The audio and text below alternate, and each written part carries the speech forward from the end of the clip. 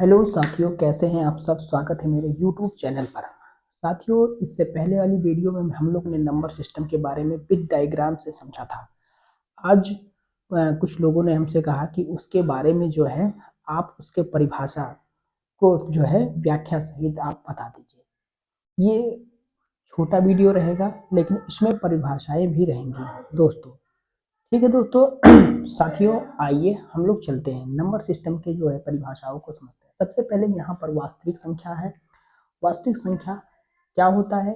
किसी प्रश्न अथवा समीकरण को हल करने पर जो मान प्राप्त होता है काल्पनिक संख्या को छोड़कर, वह वास्तविक संख्या कहते हैं। ठीक है, यह संख्या परमेय व अपरमेय संख्या भी हो सकती है। ठीक है दोस्तों, जैसे 0, -5, अंडर रूट जो है 7, अंडर रूट 5 है, -3/4, ये सब वास्तविक संख्याएं हैं साथियों। ठीक है, ऐसे तमाम से एग्जाम्पल हैं जिन्हें हम जो है बयान नहीं कर सकते हैं। फिर आते हैं काल्पनिक संख्या। काल्पनिक संख्या क्या होता है?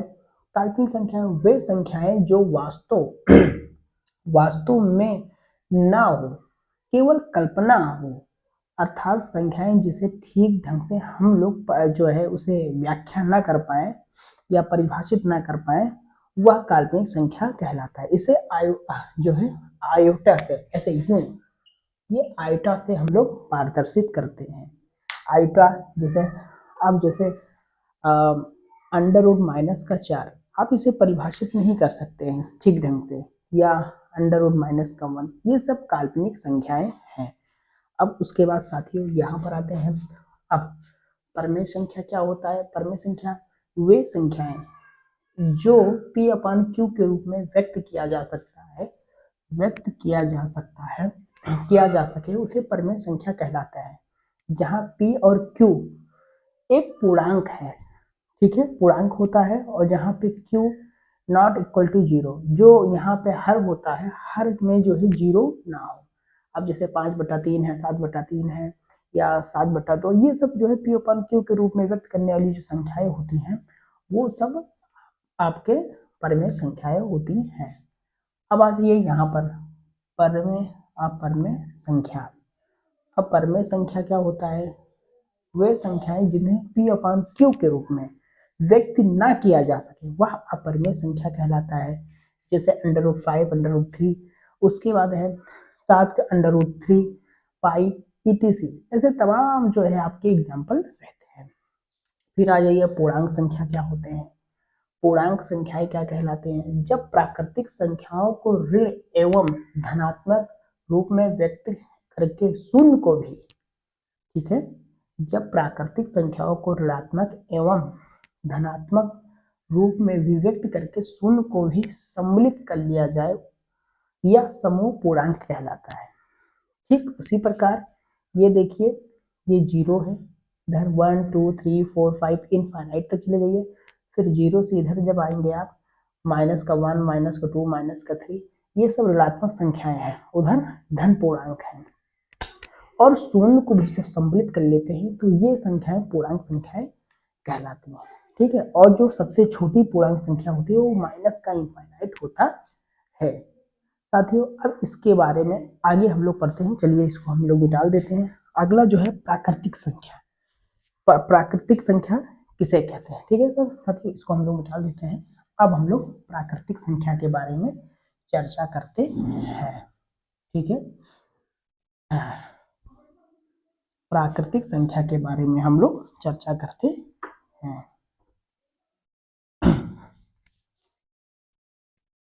प्राकृतिक संख्या क्या होती है? अगला है प्राकृतिक संख्या। अंग्रेजी में नेचुरल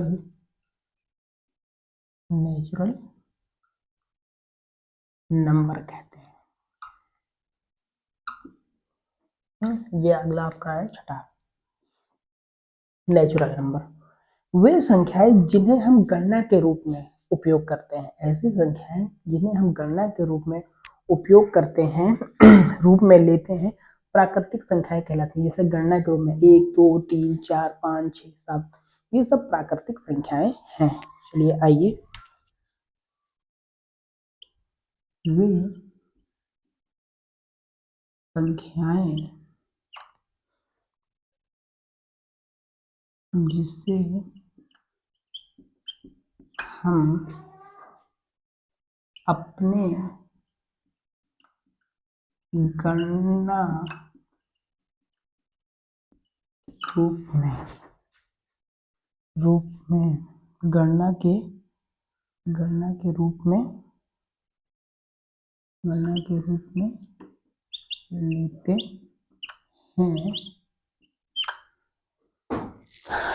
लेते हैं प्राकृतिक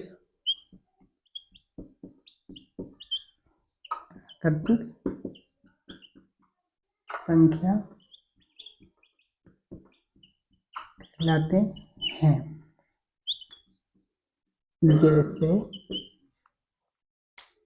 जैसे 1 2 3 4 5 6 7 इनफाइनाइट तक। आप एक चीज का याद रखिएगा कि इसमें शून्य सम्मिलित नहीं होता है।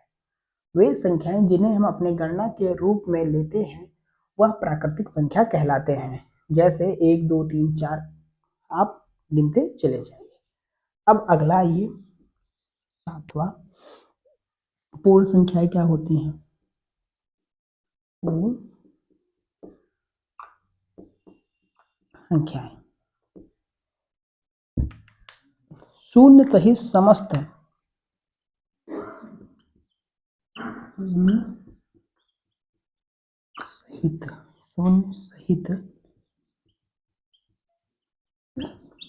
समस्त प्राकृतिक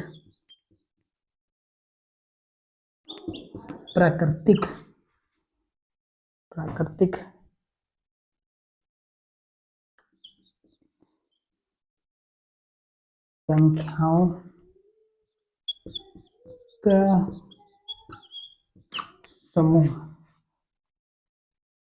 समूह पूर्ण संख्या कहलाती है। पूर्ण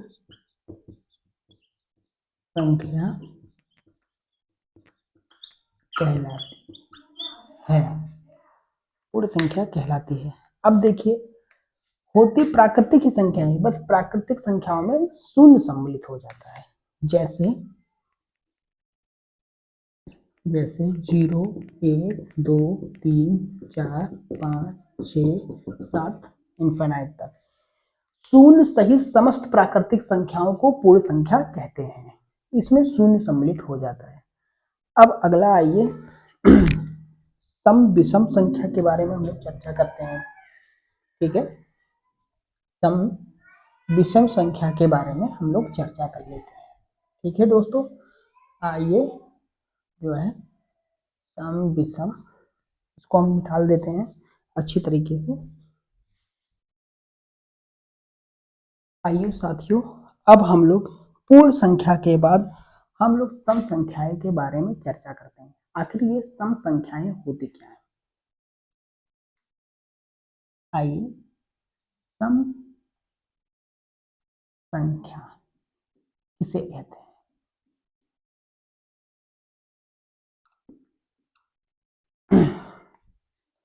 सम संख्या की परिभाषा, वे सभी प्राकृतिक संख्या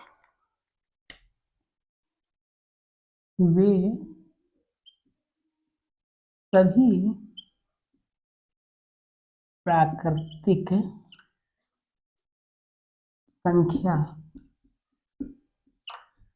सभी प्राकृतिक संख्या जो 2 से विभक्त हो जाए, सम संख्या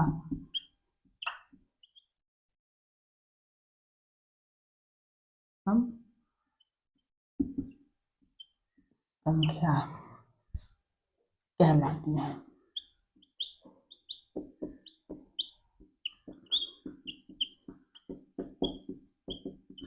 जैसे वे सभी प्राकृतिक संख्याएं जो 2 से विभक्त होती हैं उन्हें सम संख्या कहलाती हैं, वे सभी सम संख्या कहलाती हैं। जैसे 2, 4, 6, 8, 10, 12, 14, 16। अब आ जाइए विषम संख्या के बारे में। विषम संख्या क्या होती है?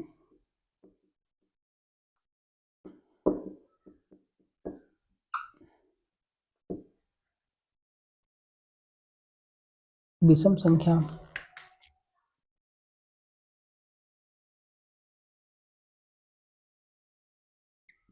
वे सभी प्राकृतिक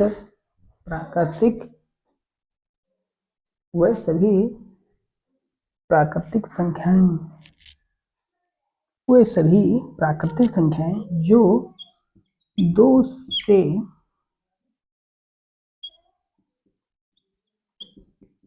विभक्त ना हो विषम संख्या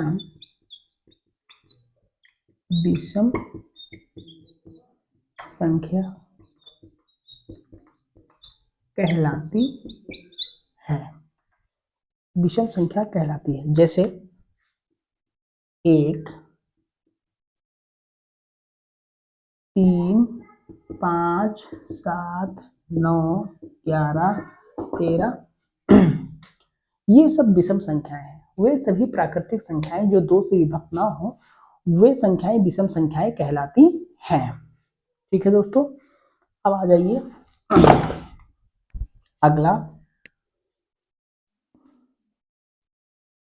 अगला संख्या भाज्य संख्या। यहीं पे लिख देते हैं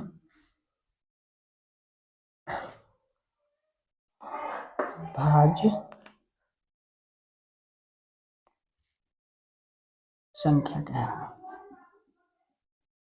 भाज्य संख्याएं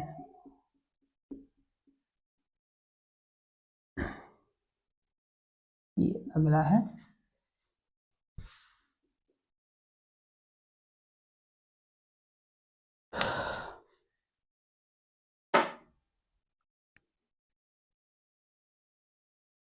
वे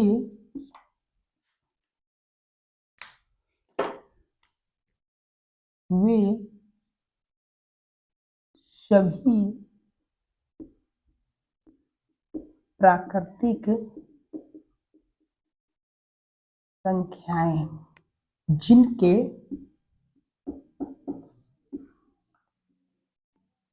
कम से कम जिनके कम से कम 3 गुणनखंड हो। 3 गुणनखंड हो भाज्य संख्या कहलाती है।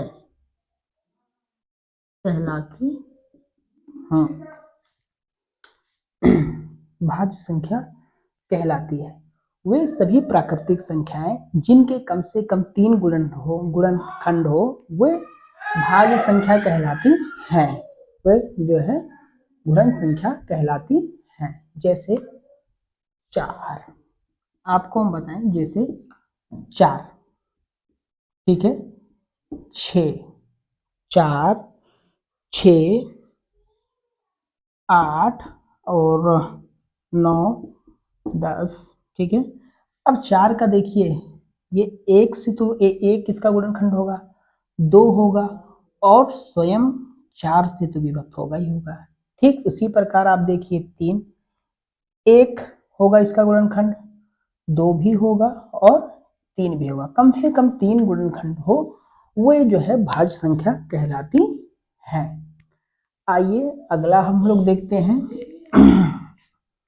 आइए हम लोग अगला देखते हैं 4 6 8 10 12 9 भी लिख लीजिए। अब भाज्य संख्या क्या होती है?